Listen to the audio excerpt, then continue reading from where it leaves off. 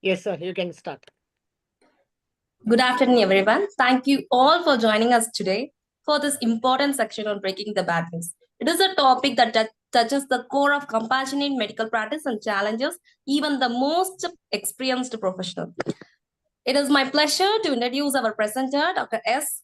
Niranjan Karthik, MBBS MS, FICO UK, FCOO.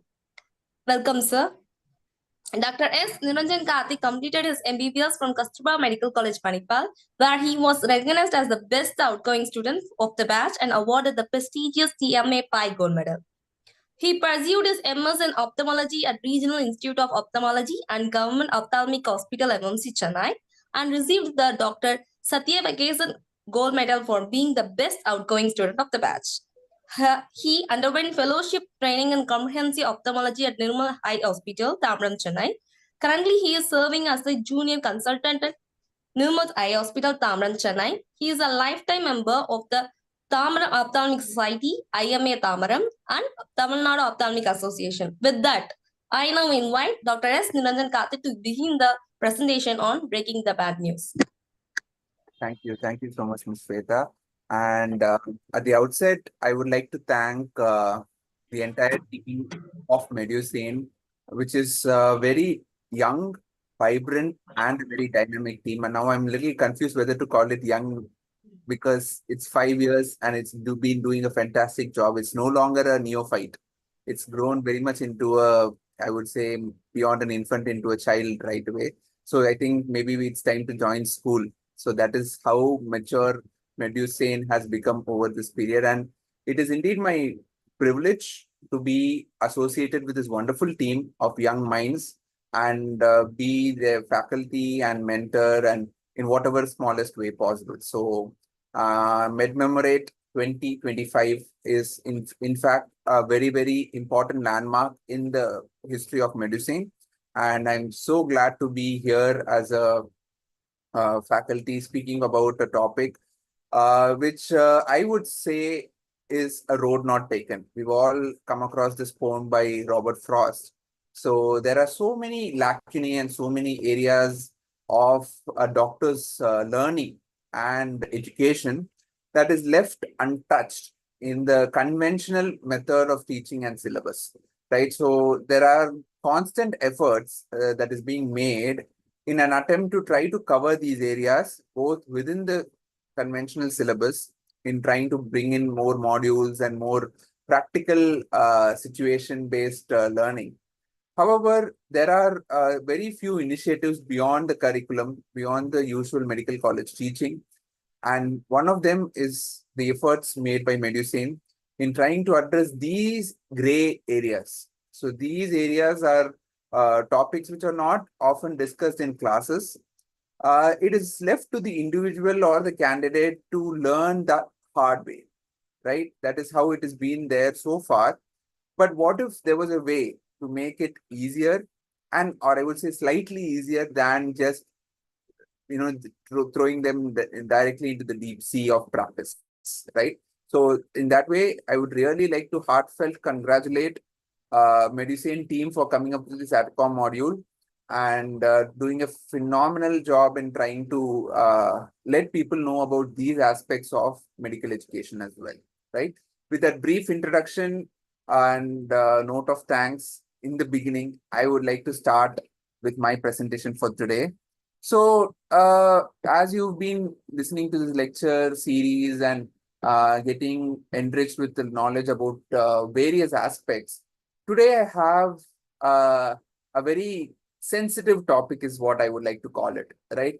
So this topic is given to me and I'm indeed, I would say, grateful and at the same time challenged to talk about this topic because this is a very, very transforming topic. That's the way I would like to say it because it is very different for different people practicing their different specialities, right?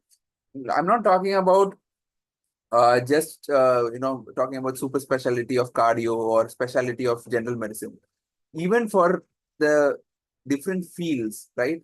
So it is applicable. Let us say a project in the field of engineering doesn't go well. you have to end up breaking the bad news to your client. But however, in the field of MBBS and medicine, it's a completely different ball game, right? So this is not as simple as it with respect to other fields, simply because it involves lives, right? We are talking about humans and their quality of life or duration of life that is being put to stake in these aspects. So it is very important to equip ourselves with the bare minimum of knowledge, right? Bare minimum of the skills, bare minimum of the art of trying to address this area of breaking bad news, right? So that is been the role that is assigned to me for today. And I hope I can do justice to whatever extent I can, right? Great. So this is meant to be a guide addressing a part of the doctor-patient communication, right? So let us get going. So what would be my objectives for today, right? First is understanding the gravity of the situation, right? It is not just getting a message across to the person listening to you. No, you're not a person carrying like a postman carrying a post letter. No, this is not as simple as that. It is important for us to learn a structured approach to this type of communication, along with trying to develop the empathy and patient-centered communication skills, right? So that is going to be what I'll try to cover in the next 45 minutes to an hour or so, right? So this is going to be our objectives for the day. Why does this matter at all? I mean, we've been having so many years of medical college teaching, and people have come out and people have practiced. And there is, what is the need all of a sudden to start talking about these aspects, right? So remember, first and foremost, the core basics, right? Bad news affects patients' emotions, decision, and trust, right?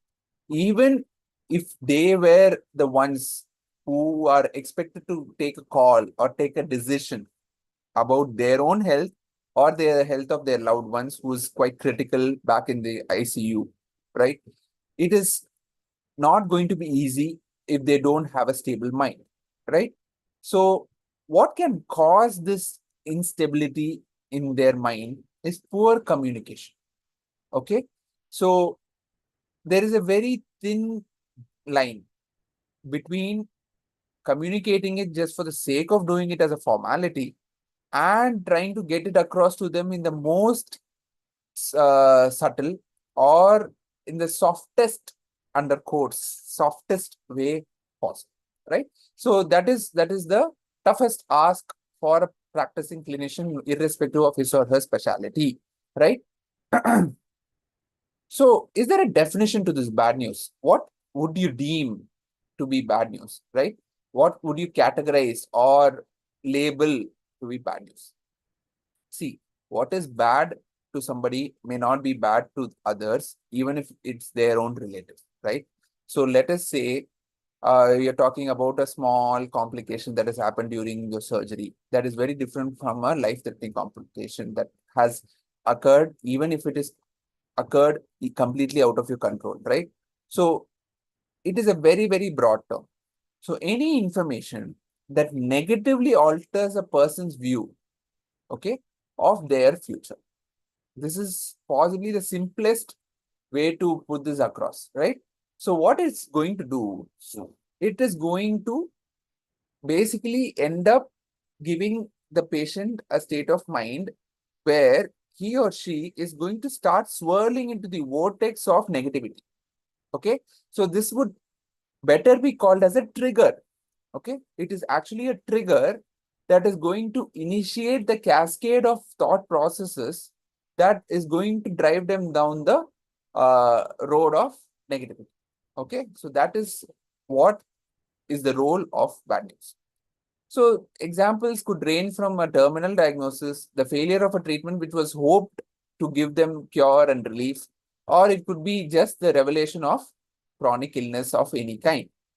Okay, so what am I talking about? Let us say a patient believes that he or she is completely healthy at the age of 35, and you tell them that the reason they've come to us, come to you for the complaints of giddiness or having to visit the washroom frequently is because they've been diagnosed with type 2 diabetes mellitus. Now that throws the patient into a complete storm of thoughts. He will start taking your role, getting into your shoes, and start analyzing as to what went wrong in his life, within his control, out of his control, right? So he will start throwing his mind across all these paradigms and try to arrive at a convincible reason as to why this happened to him, which is firstly a very daunting task for his mind. And it's even more a complicating process for a doctor who's treating him, because now he is pushed to a corner where he should be in a position to answer each and every query of the patient as to why this has happened to him. For example, he will say, sir, I go to the gym, I exercise, I work out, why did I get diabetes? Right? So second, he will say, none of my family members have diabetes, why did I end up having diabetes? Third, he will say, doctor, I know of a friend who had diabetes who lost a limb. Will that happen to me? So now, if you ask me, what would you do? Okay, in this situation, it is highly imperative that you do not lose your calm. You need to let the patient know that you're just a doctor and not a person who foresees future. Okay, and same way, you are a doctor who's meeting the patient at that time, probably for the first or maximum second time, right? It is difficult for you to completely deep dive and dissect each and every risk factor possible of causing him diabetes, whether that is applicable to his life. Okay, right? So all these aspects, you have to come to a touchdown as a doctor, saying that you may not be in a position to answer each and every question of the person, right? However, what is it that you can do? You can always be there to address the emotional aspect, right? Because the moment you try to address the emotional anxiety, emotional turmoil that they are in, that will give them a lot more calmness. And as a byproduct, you would be surprised to notice that the number of questions and their complexity drastically drop down to one or two questions. And not only that, they will be in a better position to be convinced with the simplest of the explanations that you probably possess at the tip of your hand or tip of your tongue, right?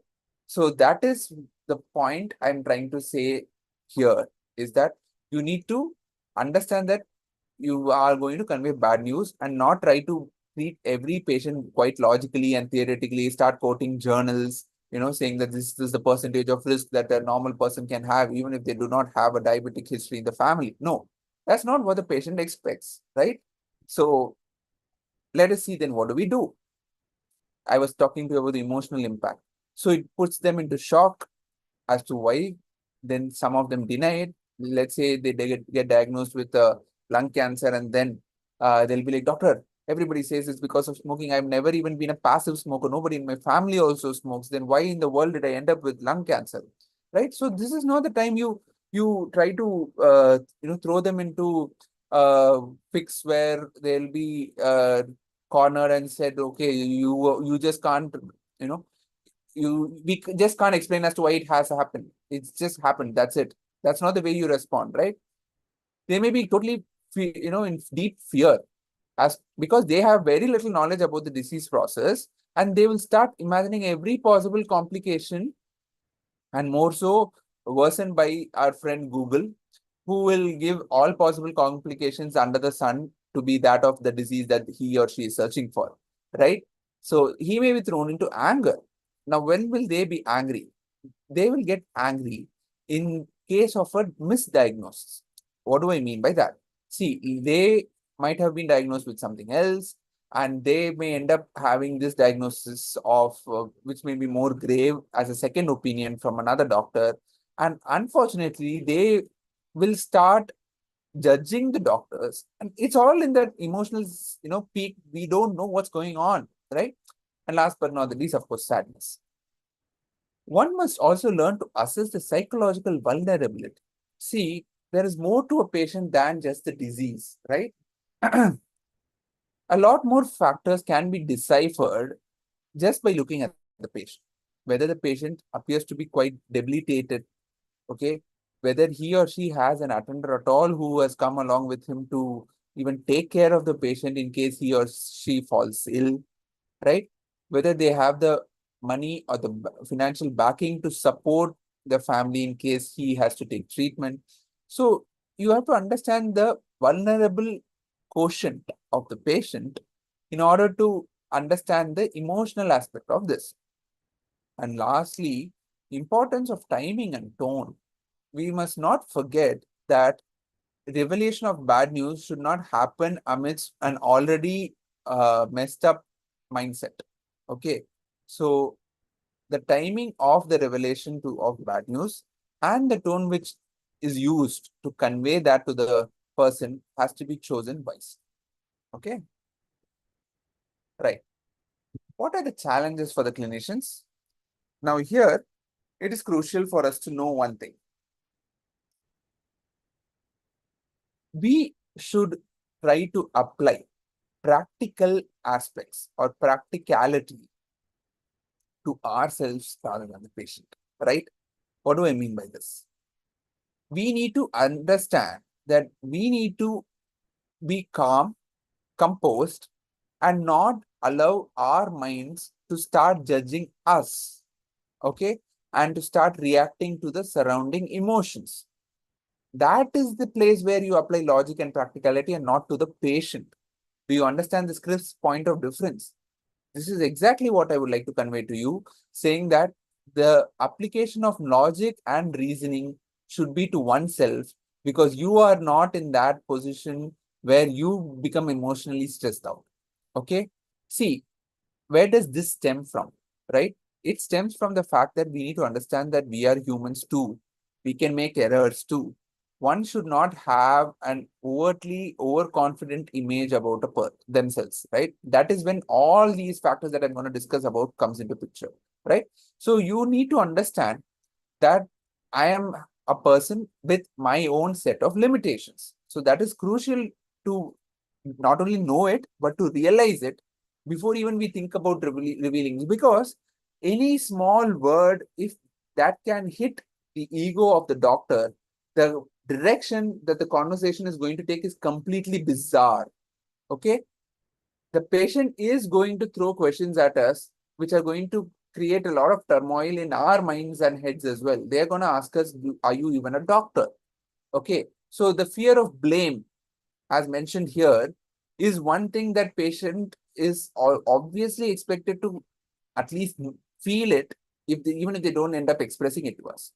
We should be prepared, right?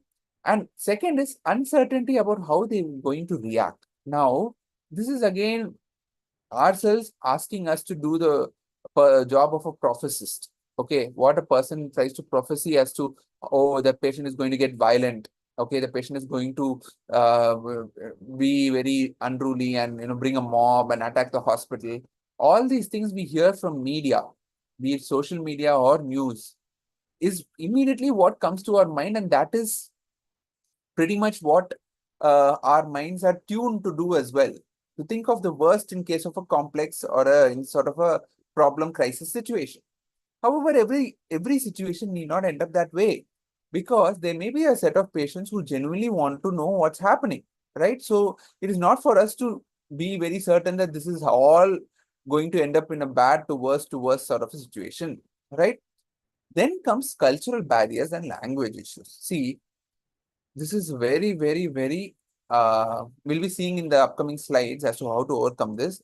However, it's crucial for us to be sensitive to these aspects of the patients as well. Because, like I mentioned, there are still a lot of cultural practices which involves even influencing up to the treatment regimens. And, some people, some particular communities in this country or beyond this country do not accept blood transfusions, right?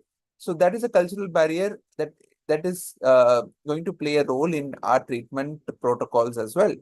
Second is language issues.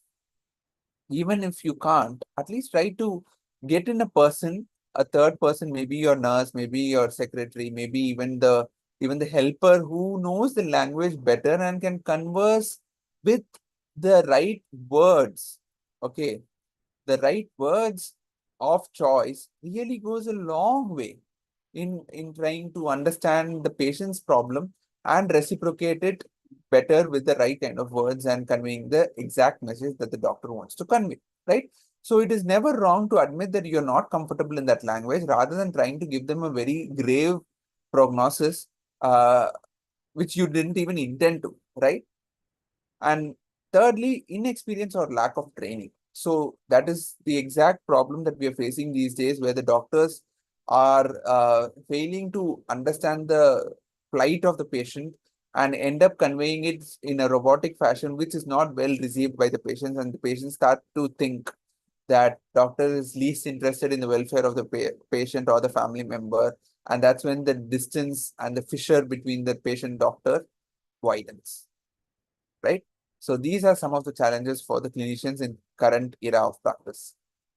So let's get to some core principles, right? Honesty with compassion. Okay, these are two pillars or two wheels of a motorbike of clinical practice, especially in situations of breaking the bad news. Why? Being honest, being honest really makes your mind lighter more than anything else, right? You try to cover up your mistake, you try to cover up your uh, uh I wouldn't say mistake, some mishap is a better word, right? So trying to completely cover it up is what is going to end you up in deep trouble, rather than revealing it to the patient and letting them know that this is a human error that has occurred, and you're doing it. I mean, we'll discuss that, how to communicate it with compassion.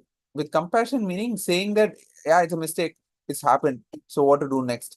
No, that's not how it's done.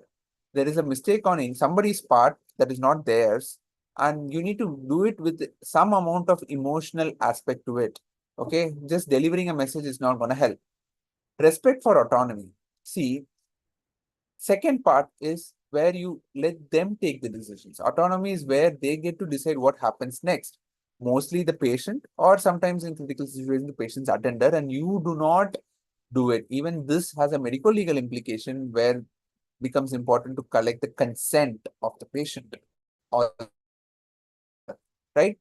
That's why the concept of consent took so much importance in current modern era of practice. Thirdly, clarity, support, and follow up. What do we mean by this?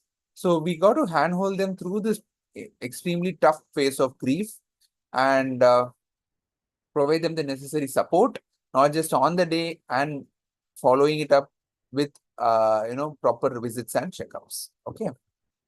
What is this concept of patient-centered communication, right? So it is not mandatory to divulge every piece of information about the disease process, because that may end up scaring the patient more than the actual disease itself, leading to his or her death, right? So firstly, ask what the patient already knows.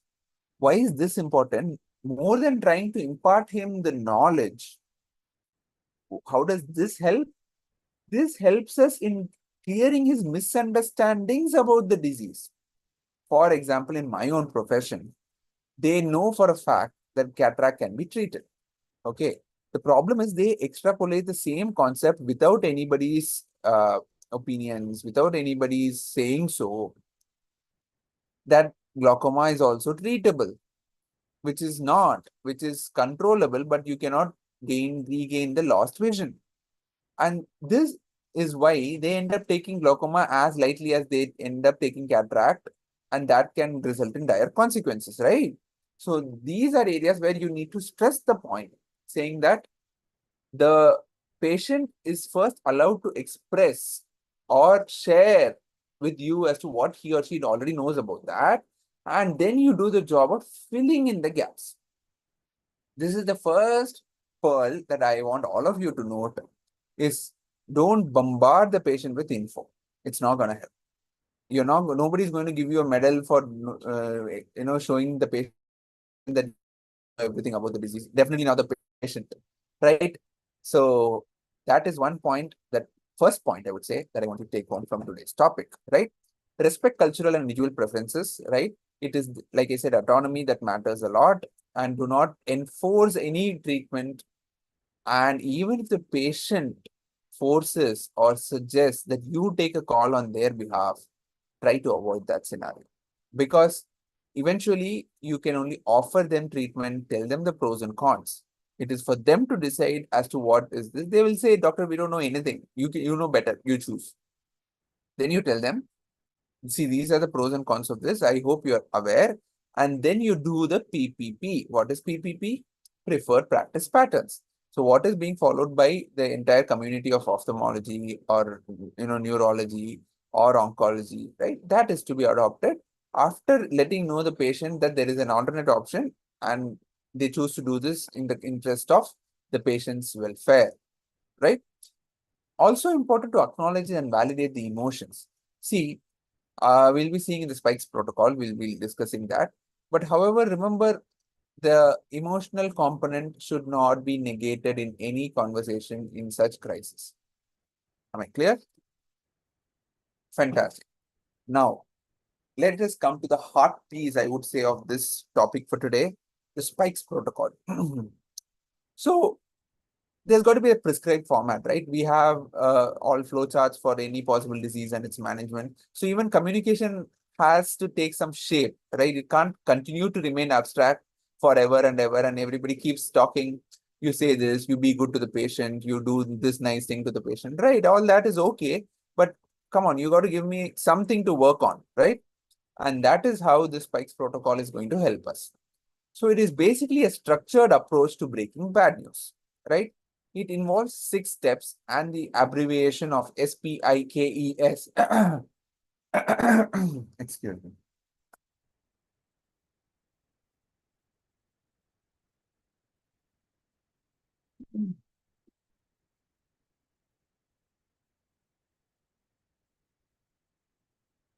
Sorry about that. So SPIKES is going to help us approach these scenarios in a more structured and a prescribed format, right? First is setting up the interview. Okay, so you're not going to take them into any job. Interview basically means a question answer session. Now, to get the crux of this, what I'm trying to say is the whole convo between you and the patient has to be bi-directional. It is not you keep on blabbering stuff and the patient shuts their ears and mind at the same time, just sitting in front of you in feeling of shock. No, it is meant to be an interview because the patient asks you and you ask back and it goes back and forth, right? So first and foremost is to ensure privacy. See, starting from the fact that it doesn't always have to be about life-threatening issues, right? He has a complete right, both legally and ethically, to allow for only a certain set of people to know whether he is suffering from a particular problem. That is respecting patient autonomy, right? More than autonomy, it's about patient privacy. Clear? So second is comfort, meaning you bring them in a closed environment. You tell them that, see, this conversation is going to be between you and me in this closed premises, and you give him the space, not just physical, the emotional space for him to take in and give back info, right? Sit down, silence the mobile phones. They are the biggest source of distraction these days, right? So try to get rid of every possible distraction that can interrupt this meaningful conversation between you and the patient, right? And if the patient desires, let us say he is a minor, then obviously it is mandated that you have a major or a guardian or a parent. If he is a major, okay, then in that situation, what can you do? You can try to ensure that you have the person of his interest along with them during the breaking the bad news part. How is this going to help? He is going to feel familiar with somebody who also may know the right words and the right kind of coping mechanism in that instance that suits him better, right? Second, assessing the perception. So now like I said, the interview starts with what is your understanding of the condition. So, be it any life-threatening or life non-threat, right? So, it is first and foremost important for them to know, let us know what they know, right? And first to break open the misunderstandings. Second is to fill in the gaps. Explore the patient's knowledge, beliefs, and expectations. So, half your job is actually done if you correct the misunderstandings of the patient itself. Believe it, this is what I do every day for my bread and butter, right? So, most misconceptions are bestowed by to the patient by their relatives or the WhatsApp forwards and whatnot. Okay. And Google may actually be giving information, but how authentic it is a question to be answered, right? So that is about assessing what the patient perceives of his condition. I, invitation, obtaining invitation. So now you try to include yourself in the scene, right? You're already there physically. Now you're trying to get into his emotional boundaries. You're trying to get into his mental space, right? Where you are trying to be a part of a pseudo family, right? You don't get emotionally too involved with the patient. At the same time, you want to get into the comfort zone of trying to be a well-wisher. Okay. In what way? In trying to achieve the emotional aspect, right? Would you like me to go over the results with you, right? This is the part where you are going to start revealing the crux of the issue. So, the patient may not understand a single word about the parameters and the metrics in the investigation. Like, for example, you go on telling the patient, see, your leukocyte count is elevated, it is beyond the count of 11,000, which is 4,000 to 11,000 is normal, it is in lakhs, and your platelet counts are low, this is highly suggestive of, all these things really don't matter. But what matters is you are telling him that I'm ready to travel with you in this journey of difficulty in revealing the problem. Okay. So you do not burden the patient. We'll see the jargon part, the upcoming slides. You don't burden the patient with info, rather, you get to the point in the most friendly manner possible. Tailor the delivery to how much the patient wants to know. He's not going to do anything with the numbers on the paper, right? All you need to tell them is the count is elevated. Done. And that is more than enough for you to come to a conclusion that there's something wrong with the number count, right? Then comes giving knowledge part. See, it should be done in small chunks. Okay. So, what do we mean by small chunks? Is you tell them in a stepwise fashion. See, first you present to her with tiredness, then we did the blood count, and then the cells were less in number. So that gave us a suspicion that the cells are abnormal in number. So we did the bone marrow biopsy, and that came out to be this. Are you seeing that it is broken down into segments? Don't get into the technicals. It is not going to help the cause. So there's no point of trying to tell them that the leukomyoblast cells are more, and no need, not at all. You don't need that at all to convince the patient that he or she has the disease. Check for the understanding after each chunk. Okay. So this understanding is going to help them be on the same page with us as we proceed further in the ladder of explanation. And a crucial component is addressing the emotions, identify and name the emotion, right?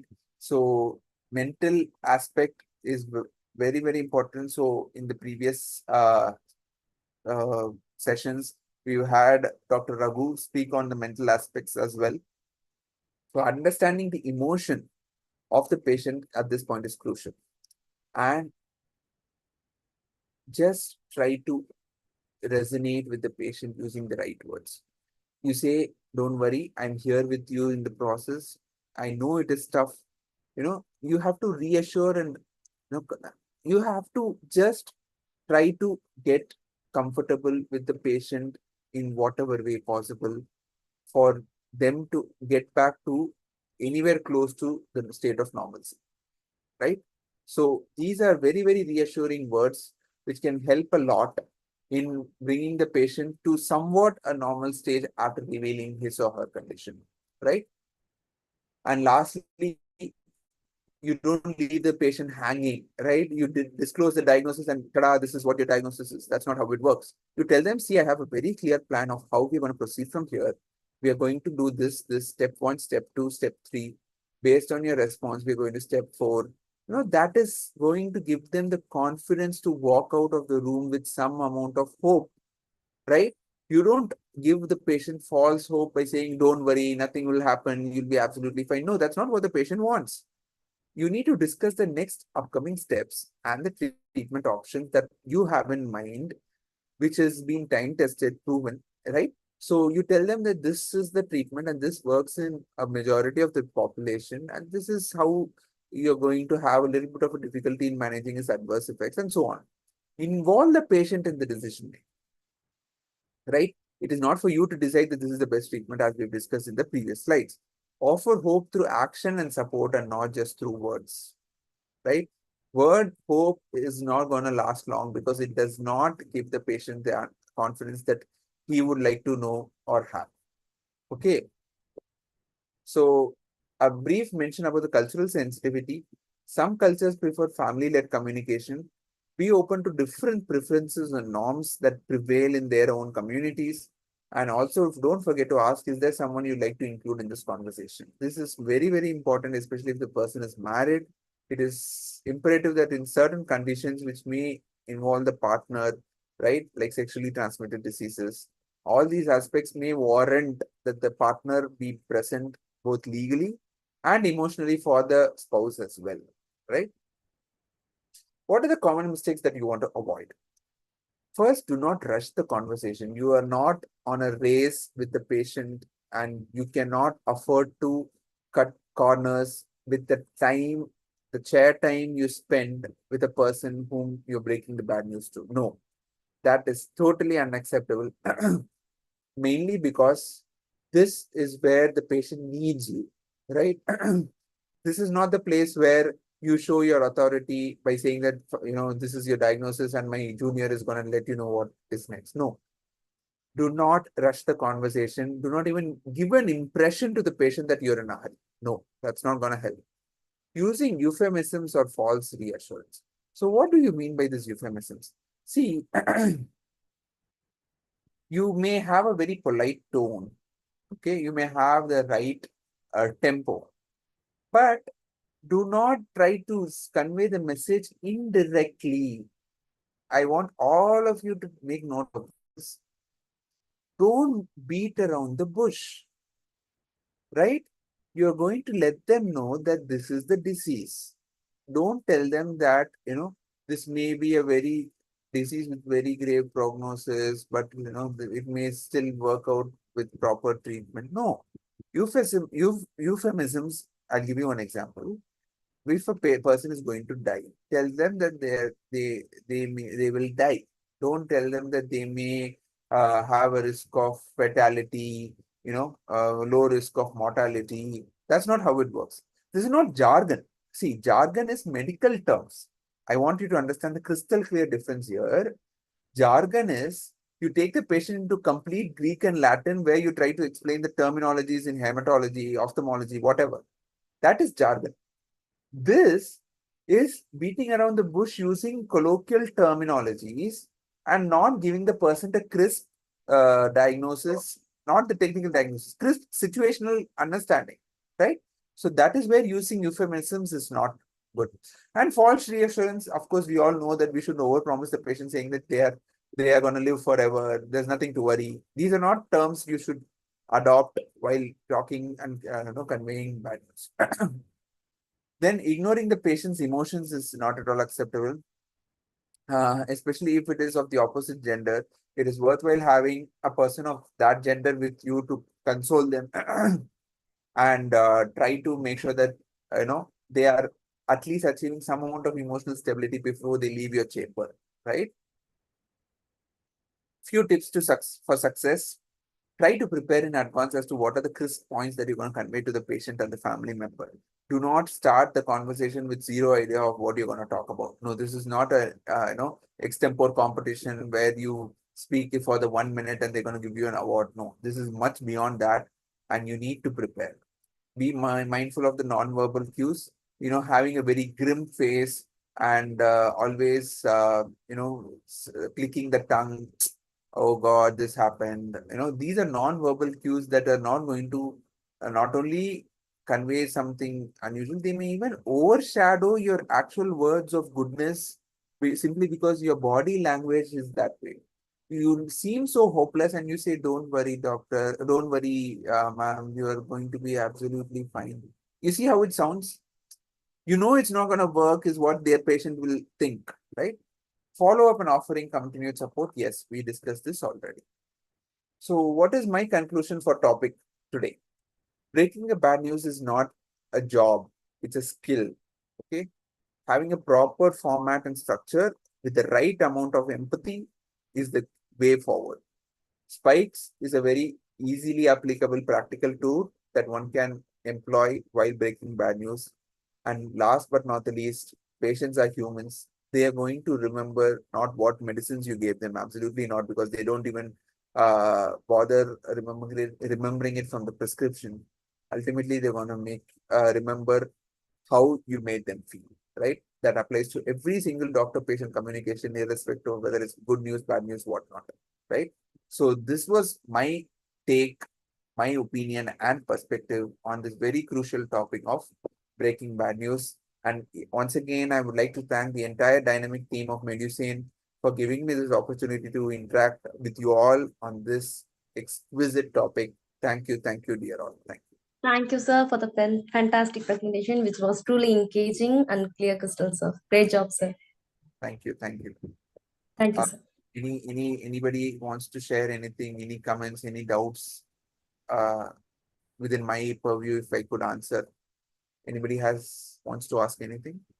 Thank you, sir. It was actually a fantastic discussion. I think this is something that is not taught in every college, especially than a clinician. I think my profession also needs a very clear insight because I struggled a lot when I entered into psychiatry, when I joined a medical college, when I joined my residency. I have to distinguish myself what to tell to patients, what not to tell to patients, and how to convey that. I think today's session has given a very beautiful overview about how to convey any bad news or anything to the patient in a way it shouldn't be like over covered. It shouldn't give a false idea to the patient about their diagnosis, as well as it should be like conveying in a better tone that the patient understands, yeah, and does not lose the confidence that patient has. I still like, there are lots of patients, we coin the term as organic mood disorder.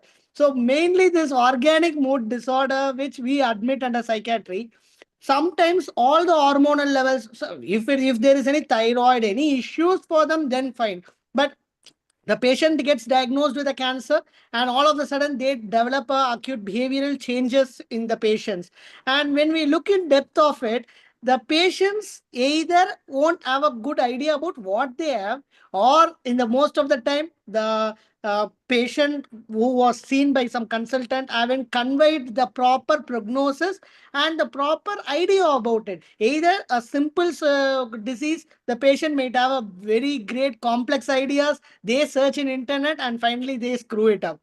So that is happening a lot. And I think today's session, all the final year students, interns, those who are just going into enter into your internship, it's your job to convey the essence of the disease the patient have and give them a confidence, at the same time does not over cover them, so that they have overconfidence among themselves, and when something goes wrong they question you again. So you should be having that balance within you, and I think Niranjan sir gave a beautiful overview about it.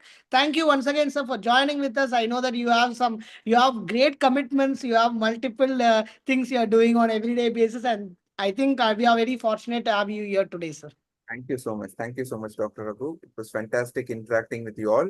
And I'm right away awaiting my next opportunity to interact and meet you all. Right? So thank you for the opportunity and have a good night. Take care. Sir, one small doubt.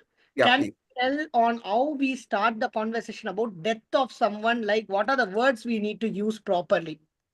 Okay, so firstly, this is also out of my experience in having worked in the emergency wards during my internship, where I used to adore this doctor, Dr. Murlidhar Verma.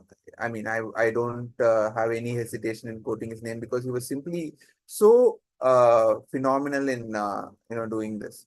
So how did he do that? Was my learning, and I would like to share that in this forum. See, the information conveying does not start with the word, but it starts with the person. Okay. So when this patient who was having repeated episodes of COPD and ended up with a severe pneumonia affecting almost the entire lobes of the lungs on both sides, he had to finally succumb to septic shock. Right. So firstly, this patient was admitted in a sad state of affairs. Okay, he had not been regular with his medications of his COPD, and that's how he was taking care of himself. So, firstly, sir took some time in understanding what the exact situation of the patient was. Okay, it starts with the person, with the doctor. All right. So the way he did this was he took the patient's wife and the mother, okay, to his cabin, right? And he made them first sit down, right? This is not what happens in movies. I want all of you to remember the doctor just walks out in scrubs, pea gloves, and then he says, sorry, we tried whatever we couldn't save the patient. No, that's not how it happened, right? This is just what movies portray. Rather, he took them to his cabin, right? He made them comfortable by asking them to sit down, and he took the patient's family in confidence, right? That is the first step that I want all of you to follow.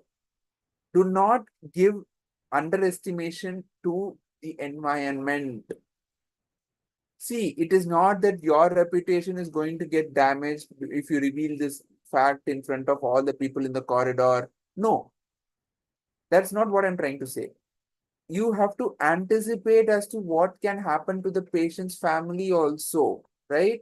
So you take the person into the cabin. I'm not saying one person, you take two of them into the cabin, and he took them in his cabin. He first explained as to what his efforts were in trying to save the patient. The patient who had presented with severe breathlessness. Okay, he was literally gasping for breath. And then he told them about his, pre-existing condition. Very simple words, okay? And completely local language. I did it from Manipal, and there they speak Konkani and Tulu. Okay. So I wasn't sure whether it was Konkani or Tulu, but I don't remember it. But he did not even bother using Kannada. He did that. And then the very fact that the patient is being spoken to in the local language, that's point number 2 that I want you to know. Take the patient into confidence. Second, use the right language. Okay. Or you take somebody else with you who knows the language. This, he ticked the top 2 boxes. Then when the patient, I had asked sir special permissions. The 2 of us were there, so he allowed us. So there were actually 5 of us. Sir, the patient's attendants, 2 of them, and 2 of us as interns. He conveyed this, and the patient actually mentally, sort of broke down at that point. But it's not like they fainted, right? It is possible. Okay. He offered them the glass of water that was there, but they didn't drink it, of course. But you see what happened? You now have a patient in a comfortable zone where revelation of the bad news actually has probably the least amount of complication, right? Rather than having the patient cry out in severe grief and that agitating the patients around or patient attenders around, that creates so much drama, right? It is going to morally derange the people whose relatives are also waiting outside. Can you imagine the scenario, right? So they will start extrapolating the situation as to that is the result that their relatives who are admitted in the ICU are also going to end up facing. All these things you don't want.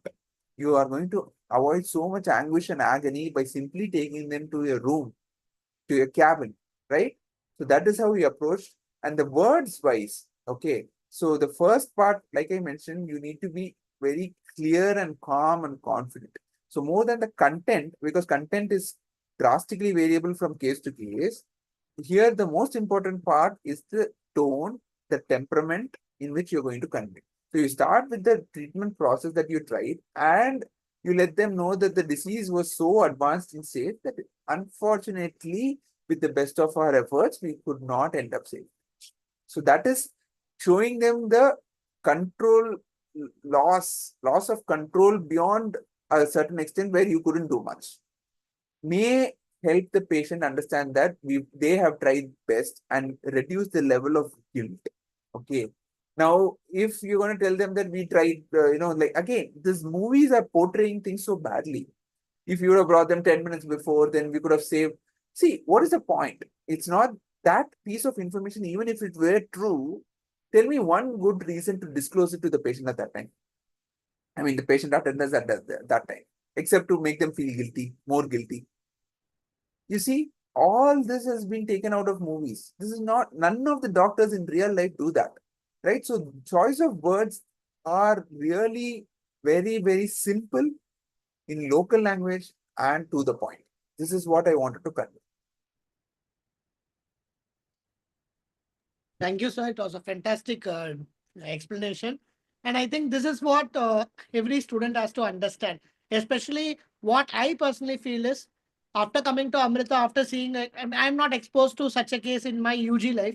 When I come into the PG, when I see the interns over here, first thing I tell is interns are someone who is going to be, who have to be together with the patients. Sometimes they may miss the content to the consultant. I can understand it as a PG now that sometimes even consultants are not told by the patients or patient bystander about certain sensitive things that when we sit for hours and speak with them in a flow, they tell us. Once you gain the confidence of the patients and bystanders, you may get some key points that even the diagnosis can change at many times. So Right. that's how the patient doctor relationship works. And I think from your wonderful story about your consultant and about your way how you have handled, that thing is going to change a lot for the students, sir. And once again, I would like to thank you for joining with us today and for this extensive discussion. It may look like a very simple topic from the outer perspective, but still there are to ponder. And when I told this topic to Niranjan sir, first thing he asked is 45 minutes enough and is one single speaker enough? That was his first question when he asked me when I told about this topic. And that's how the gravity of this topic is. So let's try to go in depth more and more in future, not just this conference, this virtual conference alone. In a normal days also, let's ponder into individual scenario based discussions so that it is going to give a broader perspective for the medical students and the interns, those who are actually the first point of contact for the patient. Thank you so much once again, sir, and thank you, team, for organizing this wonderful session. Thank you. Thank you so much, Dr. Raghu. Thank you, Ms. Shwetha and Mr. Vignesh for coordinating it so well. And you guys did a fantastic job with the coordination. So I think we can call it a day and good night, team. Thank you, sir. Thank you. Thank you. Thank you, sir.